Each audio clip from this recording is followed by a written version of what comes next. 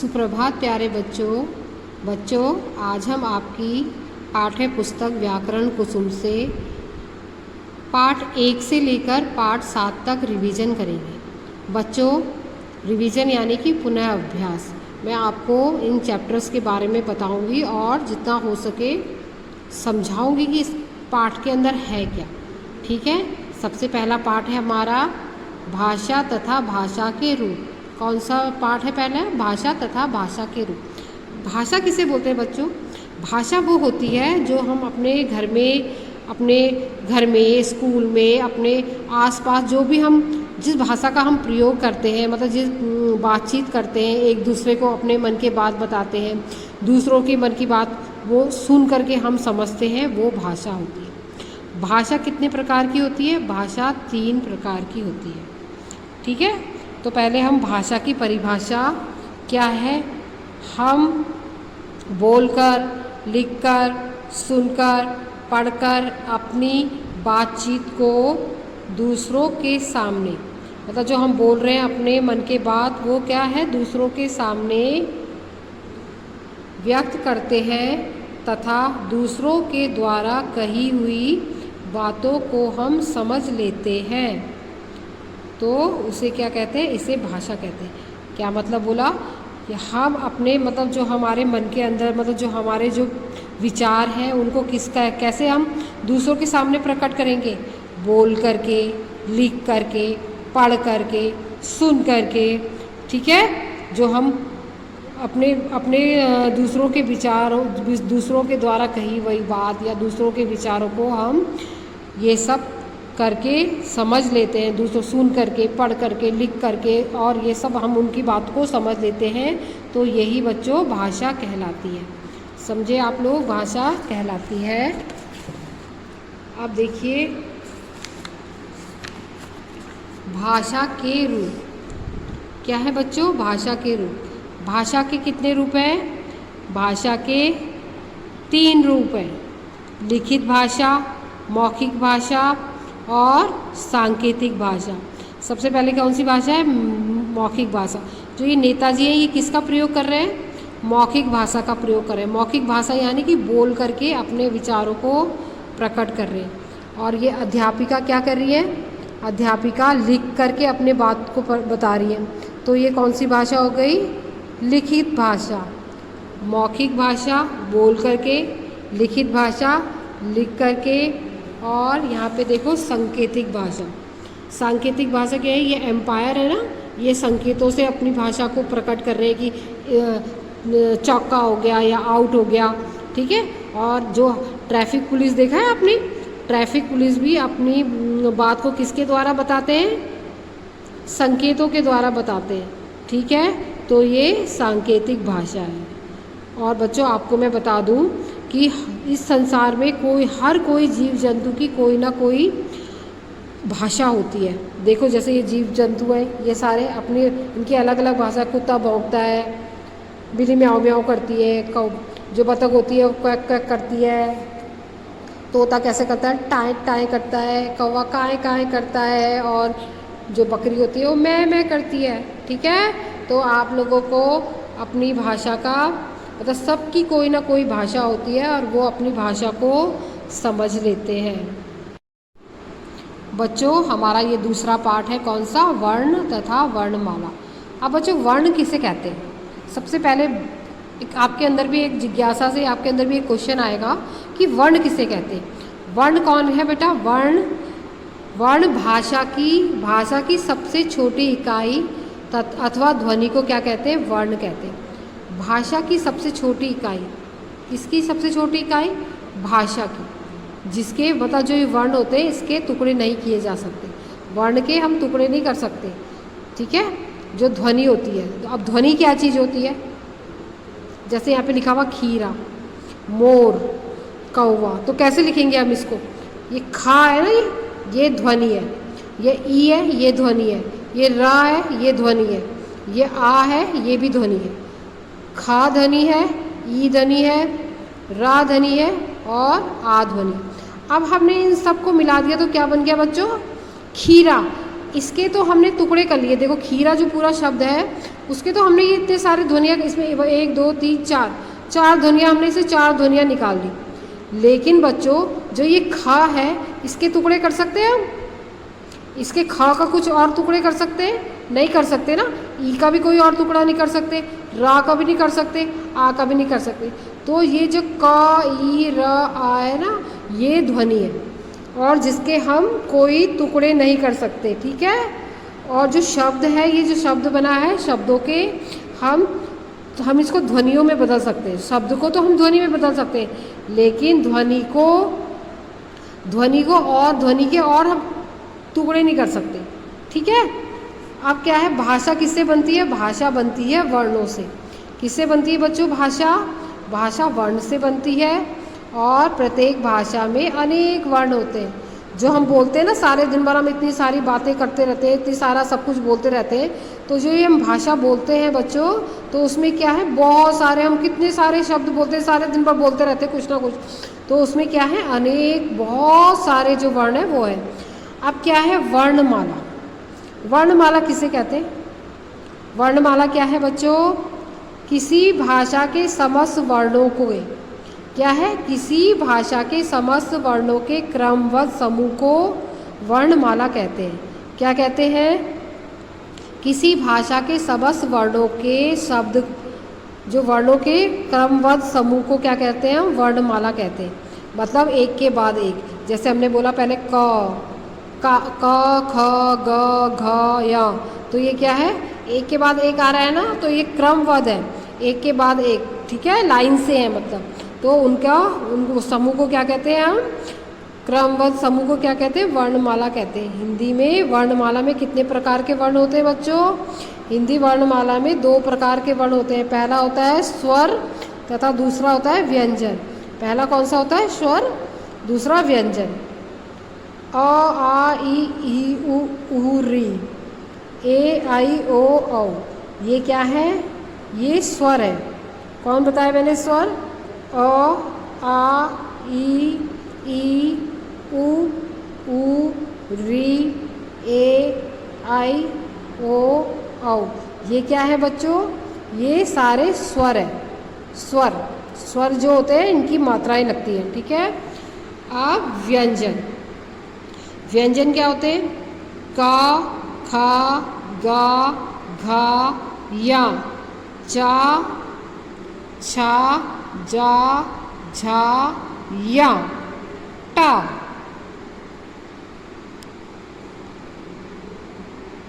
ठा, डा, ढा, अड़ा, ता, था, दा, धा, ना, पा, फा। बा, भा, मा, या, रा, ला, व, श, शा, हा। तो ये क्या है बच्चों? ये व्यंजन है। अब 4 संयुक्त व्यंजन है इसमें। हा के बाद अक्ष, त्रा, ज्ञा और श्र। अक्ष, त्रा, ज्ञा और श्र क्या है? 4 संयुक्त व्यंजन है। और पूरी वर्णमाला में 52 अक्षर है। कितने अक्षर है पूरी वर्णमाला में? 52 अक्षर है, ठीक है।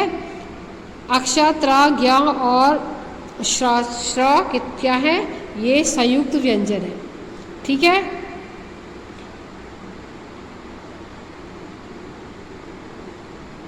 अब देखो भाषा क्या है? भाषा ध्वनियों के माध्यम से बोली जाती है बच्चों।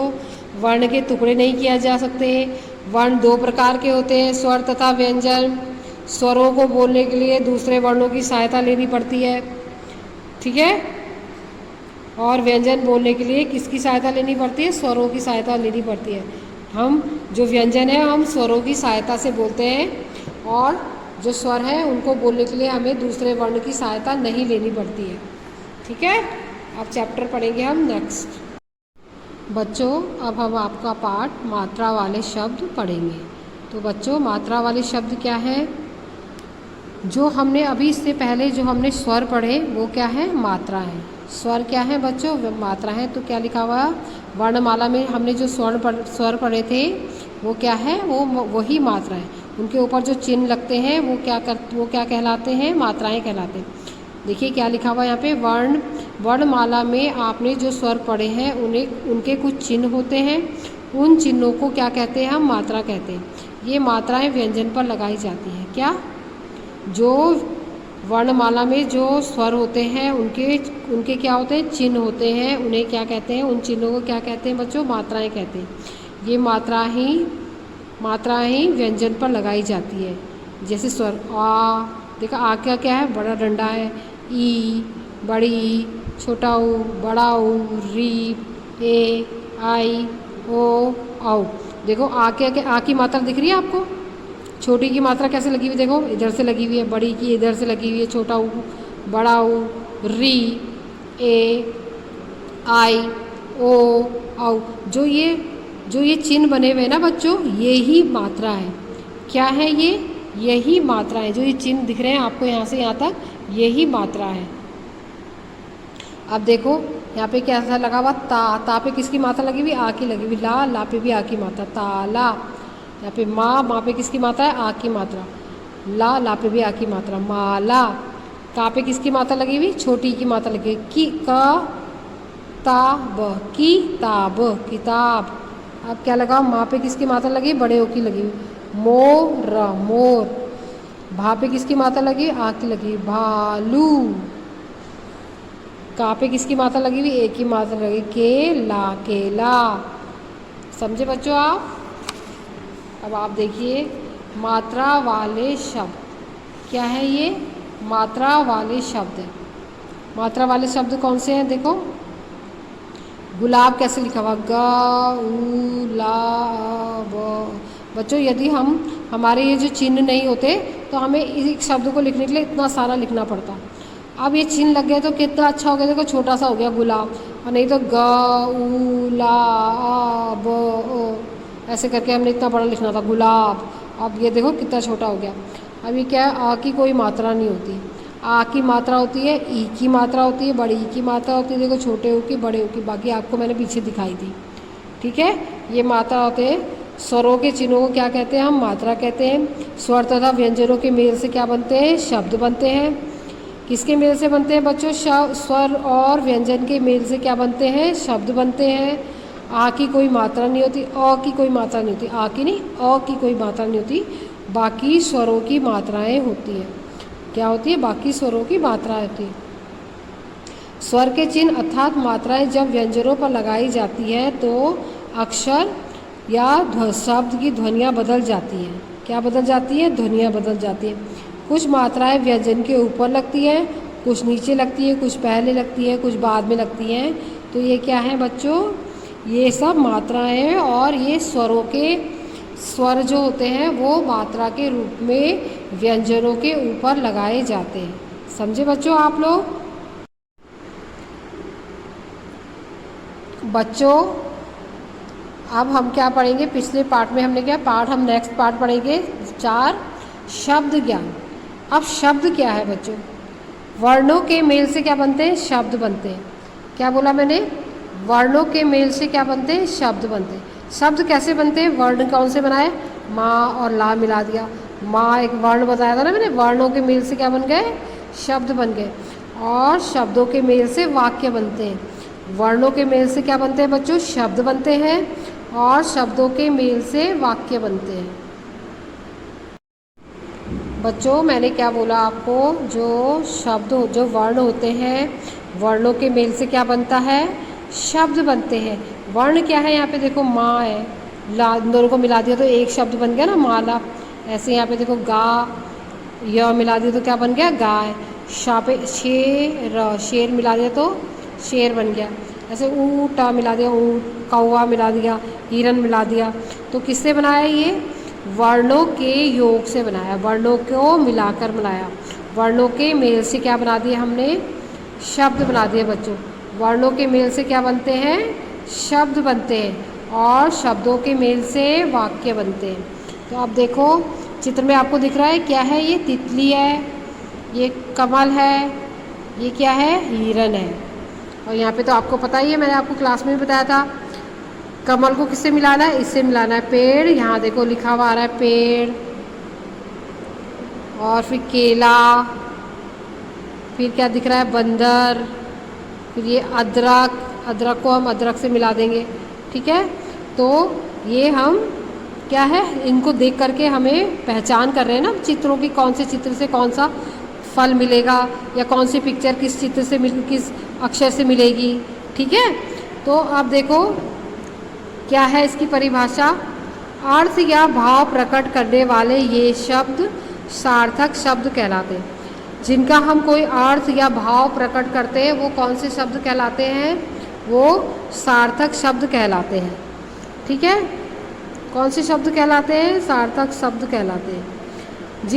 जिन वर्ण समूह का कोई अर्थ ना मिले वो निरर्थक शब्द होते हैं। शब्द बच्चों दो प्रकार के होते हैं, सार्थक शब्द और निरर्थक शब्द। जो सार्थक शब्द होते हैं उनका कोई ना कोई अर्थ निकलता है, और जो निरर्थक शब्द होते हैं उनका कोई भी अर्थ नहीं निकलता, ठीक है बच्चों। देखो यहाँ पे लिखा हुआ भी है, कितने प्रकार के बताए मैंने शब्द, दो प्रकार के बता दिए, सार्थक शब्द और निरर्थक शब्द। सार्थक शब्द कौन होते हैं, जिनका अर्थ निकलता है और उसको हम अपनी भाषा में प्रयोग करते हैं। लेकिन निरर्थक शब्द जो होते हैं उनका हम अपनी भाषा में प्रयोग नहीं करते हैं। देखो सार्थक शब्द क्या है, मेज़ है, आपको पता है मेज़, कुर्सी, पंखा, मोहन, चाय, रोना आदि क्या है, ये सार्थक शब्द है। अब देखो ललल, टाइजन, भभीविधि, वायर आदि ये कौन है, इनका कोई अर्थ निकल रहा है आपको, आपको समझ में आ रहा है क्या लिखा हुआ है, कि क्या क्या बोलना चाह रहा है। तो जिसका कोई भी अर्थ ना निकले वो कौन से शब्द कहलाते हैं, वो निरर्थक शब्द कहलाते हैं, ठीक है। आओ बच्चों एक बार हम ढंग से दोबारा इस चैप्टर में देखें क्या क्या है। तो शब्द किसके मेल से बनते हैं, शब्द वर्णों के मेल से बनते हैं। शब्दों का कुछ ना कुछ अर्थ आवश्यक होता है, और लेकिन कुछ शब्द अर्थहीन भी होते हैं जिनका कोई अर्थ नहीं होता। जिन शब्दों से का अर्थ या भाव प्रकट हो वो कौन से शब्द कहलाते हैं, वो सार्थक शब्द कहलाते हैं। जिनका कोई अर्थ या भाव प्रकट ना हो वो निरर्थक शब्द कहलाते हैं। और शब्द दो प्रकार के होते हैं, सार्थक तथा निरर्थक शब्द, ठीक है बच्चों। तो प्यारे बच्चों मैंने आपको बताया कि जो वर्ण है, वर्णों के मेल से ये जो शब्द है ये शब्दों को बनाए, और हमने क्या इन सारे शब्दों को मिला करके एक वाक्य बना दिया। क्या बना दिया हमने, एक वाक्य बना दिया। कुत्ता भौंक रहा है, कौन भौंक रहा है, कुत्ता भौंक रहा है, तो एक सार्थक शब्द हो गया ना। ये समझ में आ रहा है कि कौन क्या कर रहा है। ऐसे यहाँ पे देखो छत पर मोर नाच रहा है, तो कहाँ नाच रहा है मोर, हमें पता है कि मोर नाच कहाँ रहा है। ये देखो एक पूरा शब्द, एक ये पूरा वाक्य बन गया।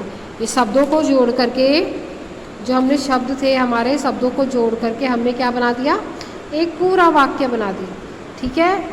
तो क्या है, ऐसा शब्द समूह जिसका कोई अर्थ निकले क्या कहलाता है, वाक्य कहलाता है। एक बार और परिभाषा देखो, ऐसा शब्द समूह जिसका कोई ना कोई अर्थ निकले वाक्य कहलाता है, ठीक है। देखो हम दोनों अच्छे मित्र हैं, कौन, हम दोनों क्या हैं, अच्छे मित्र हैं।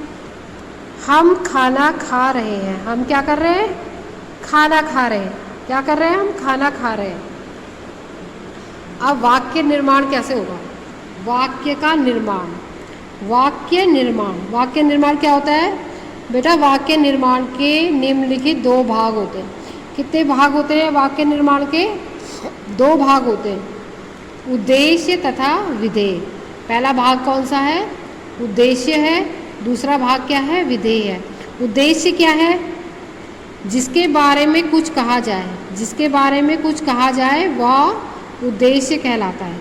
जिसके बारे में हम कुछ ना कुछ कहते हैं वो क्या होता है, उद्देश्य होता है। जिसके बारे में हम कुछ ना कुछ कहें वो क्या होता है, उद्देश्य होता है। जैसे यहाँ पे देखो, सोहन सो रहा है, सोहन क्या कर रहा है, सो रहा है सोहन। तो जो सोहन है उसके बारे में क्या बोल रहे हैं कि वो क्या कर रहा है, सो रहा है। जो सोहन है वो सो रहा है। अब माली के बारे में क्या बोल रहे हैं, माली पौधे सींच रहा है। माली क्या कर रहा है, माली काम कर रहा है, क्या काम कर रहा है, वो पौधे सींचने का काम कर रहा है। क्या काम कर रहा है बच्चों, पौधे सींच रहा है माली, मतलब पानी दे रहा है पौधों में। तो किसके बारे में बात हो रही है यहाँ पे, माली के बारे में बात हो रही है, यहाँ पर सोहन के बारे में बात हो रही है। तो ये सोहन है, ये तो हो गया। सोहन कौन है? उद्देश्य है। सोहन क्या है? उद्देश्य है। और सो रहा है क्या हो गया? विधेय हो गया। ऐसे ही यहाँ पे देखो माली जो है, माली उद्देश्य है, पौधे सींच रहा है, क्या हो गया? विधेय हो गया। ठीक है। अब यहाँ पे भी देखो नीलम खाना खा रही है। नीलम क्या कर रही है? नीलम है, नीलम उद्देश्य हो गई, खाना खा रही है, विधेय हो गया। यहाँ पे भी देखो अमित गाना गा रहा है। अमित कौन है? अमित उद्देश्य है और गाना गा रहा है, विधेय है। समझ में आ गया? तो आपको पता चला उद्देश्य क्या है, विधेय क्या है। अब इसका पाठ में क्या है सारांश देख लेते हैं पाठ का। शब्दों के मेल से बना सार्थक समूह क्या कहलाता है बच्चों? वाक्य कहलाता है। मतलब जिसका कोई अर्थ होता है वो क्या कहलाता है? वाक्य कहलाता है। एक वाक्य में दो या दो से अधिक शब्द हो सकते हैं। एक वाक्य एक शब्द से नहीं बनता, उसमें एक या एक से अधिक जो हम शब्द जोड़ते हैं तभी एक वाक्य बनता है। वाक्य निर्माण के कितने भाग हैं बच्चों? वाक्य निर्माण के दो भाग हैं, उद्देश्य तथा विधेय। ठीक है। उद्देश्य के बारे में जो कुछ भी कहा जाता, उद्देश्य के बारे में उद्देश्य वह होता है जिसके बारे में हम कुछ कहते हैं। उद्देश्य के बारे में कुछ कहते हैं और उद्देश्य के बारे में जो कुछ भी कहा जाता है वो क्या कहलाता है? विधेय कहलाता है। समझ में आया बच्चों आपको ये चैप्टर? बच्चों अब हम आपका अगला पाठ पढ़ेंगे संज्ञा। संज्ञा क्या है? संज्ञा देखिए, किसी व्यक्ति का नाम संज्ञा, प्राणी का नाम। संज्ञा क्या है बच्चों? देखो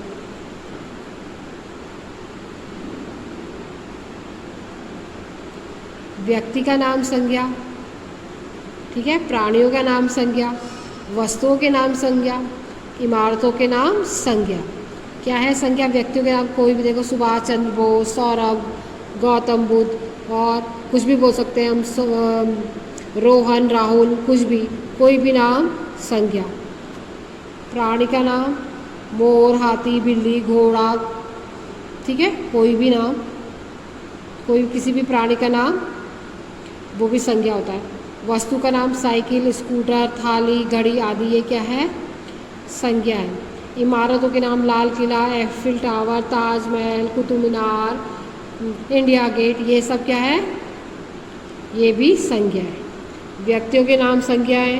देखो व्यक्तियों के नाम बता दिए मैंने, महात्मा गांधी, सरदार भगत सिंह, तुलसीदास, मीराबाई, ये क्या है? संज्ञा है, व्यक्तियों के नाम। प्राणियों के नाम देखो शेर, हाथी, बंदर, गाय, प्राणियों के नाम भी संज्ञा है। अब यहाँ देखो वस्तुओं के नाम भी संज्ञा है। गिलास, बाल्टी, मेज, कुर्सी, ये सब क्या है? वस्तुएं हैं, वस्तुओं के नाम संज्ञा है। इमारतों के नाम संज्ञा है। कुतुब मीनार, ताजमहल, इंडिया गेट, लाल किला, ये सब क्या है? इमारतों के नाम है। तो ये भी क्या है? संज्ञा। स्थानों का नाम चिड़ियाघर हो गया, विक्टोरिया पार्क हो गया, हरिद्वार हो गया, ऋषिकेश हो गया, देहरादून हो गया, ये स्थानों के नाम भी संज्ञा है। अब भाव देखो बच्चों, भाव के नाम भी संज्ञा है। खुशी, क्रोध, दया, प्रेम, ये सब क्या है? जो भाव हैं, जो हमारे मन के अंदर के जो भाव हैं वो भी संज्ञा है। अब संज्ञा देखो बच्चों, संज्ञा की परिभाषा क्या है? जो शब्द किसी व्यक्ति, वस्तु, स्थान, प्राणी, भाव अथवा गुणों के नाम का बोध कराते हैं वो क्या कहलाते हैं? संज्ञा कहलाते हैं। तो संज्ञा क्या है? नाम संज्ञा है। नाम किसी के भी हो सकते हैं, वो जो संज्ञा है, और हम प्रत्येक वस्तु, व्यक्ति, स्थान आदि के नाम से जो पुकारते हैं वो भी क्या है? वो भी संज्ञा है। संज्ञा के कितने भेद बताए बच्चा? संज्ञा के भेद, संज्ञा के 3 भेद हैं। संज्ञा के कितने भेद बताए? 3 भेद बताए। पहला है व्यक्तिवाचक संज्ञा। पहला भेद कौन सा है? व्यक्तिवाचक संज्ञा। दूसरा है जातिवाचक संज्ञा। तीसरा है भाववाचक संज्ञा। तीसरा भेद कौन सा है? भाववाचक संज्ञा। तो व्यक्तिवाचक संज्ञा क्या है? वे संज्ञाएं जो किसी विशेष व्यक्ति, वस्तु, स्थान, प्राणी के नाम का बोध कराती है वो व्यक्तिवाचक संज्ञा होती है। जैसे देखो राम भी विशेष व्यक्ति थे। चार मीनार है वो भी विशेष इमारत है। विशेष व्यक्ति, विशेष पहली प्रधानमंत्री महिला प्रधानमंत्री थी हमारी। और जो ये रामायण है ये भी विशेष पुस्तक है, हमारी धार्मिक पुस्तक है। तो ये जो व्यक्तिवाचक संज्ञा होती है वो क्या होती है? किसी विशेष व्यक्ति का, विशेष व्यक्ति, विशेष वस्तु, विशेष स्थान, विशेष प्राणी के नाम का बोध कराती है, वो व्यक्तिवाचक संज्ञा कहलाती है। अब जातिवाचक संज्ञा क्या है? किसी भी जातिवाचक संज्ञा बच्चों, जातिवाचक संज्ञा ये है कि किसी भी समूह का, मतलब किसी भी समूह का, जो समूह का बोध कराती है वो जातिवाचक संज्ञा कहलाती है। जैसे घोड़े, लड़का, कौवे, चिड़िया। चिड़ियाओं का भी तो कितने अलग अलग तरह की चिड़ियाएँ होती हैं, ठीक है? घोड़े और हाथी, कुछ भी। तो ये किसका समूह, मतलब एक झुंड का, जो झुंड है उसका बोध करा रही है, तो वो क्या है? जातिवाचक संज्ञा है, ठीक है? अब देखो भाववाचक संज्ञा क्या है? भाववाचक संज्ञा वो है बच्चों जो हम किसी के अंदर के गुण दोषों को देखते हैं, या किसी के प्रेम को देखते हैं, या किसी को गुस्सा आ रहा है, या किसी चीज़ का मिठास या खट्टा या कड़वा कुछ भी है तो हमें पता चल जाता है ना। तो जो भी हम ये उनके अंदर जो भाव है, जो हमारे अंदर के जो भाव हैं, वो हम जो भावों को हम एक दूसरे को दर्शा रहे हैं, दिखा रहे हैं, तो वो क्या है? भाववाचक संज्ञा है। मतलब जो हम अपने हाव भाव दिखा रहे हैं कि हमें गुस्सा आ रहा है, हमें प्यार हो रहा है, या हमें तुम पे दया आ रही है, या ये खट्टा है, ये कड़वा है, ये मीठा है, तो ये सब जो हम अपने भाव बता रहे हैं तो ये क्या है? भाववाचक संज्ञा है। समझे बच्चों? अब हम नेक्स्ट पार्ट पढ़ेंगे। बच्चों हमारा अगला पार्ट कौन सा है? हमारा अगला पार्ट है लिंग। लिंग क्या होता है बच्चों? लिंग का मतलब होता है संज्ञा शब्दों से स्त्री तथा पुरुष जाति का बोध कराना, लिंग कहलाता है।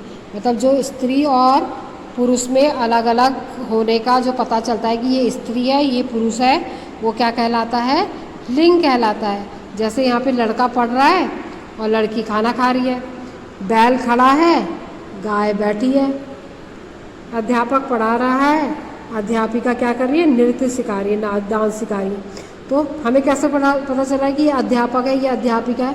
जिनसे मतलब इन वाक्यों से क्या पता चल रहा है? हमें लिंग का पता चल रहा है कि ये कौन से लिंग है, ठीक है? लड़का, बैल, अध्यापक क्या है? पुरुष जाति का बोध करा रहे हैं, तो ये क्या है बच्चों? ये पुल्लिंग है, ठीक है? और जो अध्यापिका है, गाय और अध्यापिका किसका? वह स्त्री जाति का बोध करा रहे हैं। इस प्रकार क्या है? हमें स्त्री तथा पुरुष जाति का बोध हो रहा है। पुरुष तथा स्त्री जाति का बोध कराने वाले संज्ञा शब्द क्या कहलाते हैं? लिंग कहलाते हैं। लिंग के दो भेद हैं बच्चों। लिंग के कितने भेद हैं? लिंग के दो भेद हैं, पुल्लिंग तथा स्त्रीलिंग। पुल्लिंग क्या है?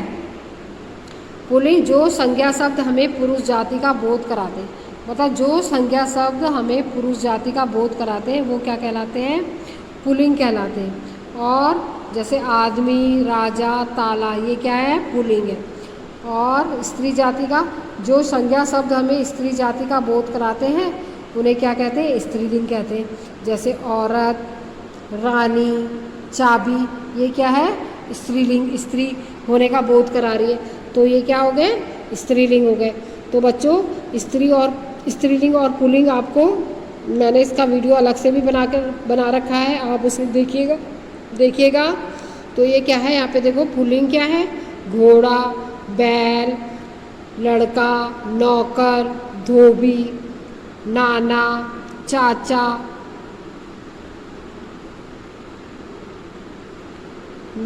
चाचा, ये सब क्या है? पुल्लिंग है। क्या है बच्चों? पुल्लिंग है। और पिताजी, शेर, दादा, ये सारे पुल्लिंग है। और स्त्रीलिंग क्या है? स्त्रीलिंग क्या है बच्चों?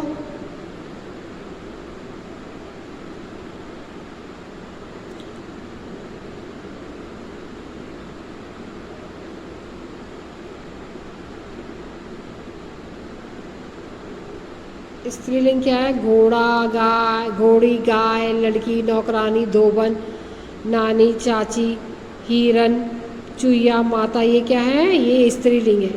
ठीक है, तो जैसे हम बोलेंगे घोड़े का स्त्रीलिंग घोड़ी, और गाय का पुल्लिंग बैल, लड़की स्त्रीलिंग लड़का पुल्लिंग, धोबी पुल्लिंग, धोबन स्त्रीलिंग। ठीक है, ऐसे ही इधर देखो, जो गुड्डा है वो पुल्लिंग, जो गुड़िया है स्त्रीलिंग, मोरनी पुल्लिंग स्त्रीलिंग और मोर पुल्लिंग। ठीक है, समझे बच्चों आप? हथनी स्त्रीलिंग और हाथी पुल्लिंग। तो ऐसे ही हमने जो लिंग है उनको हमने समझा।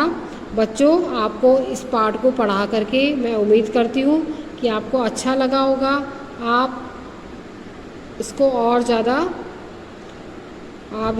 ज़्यादा ध्यान से पढ़ेंगे और समझेंगे बच्चों।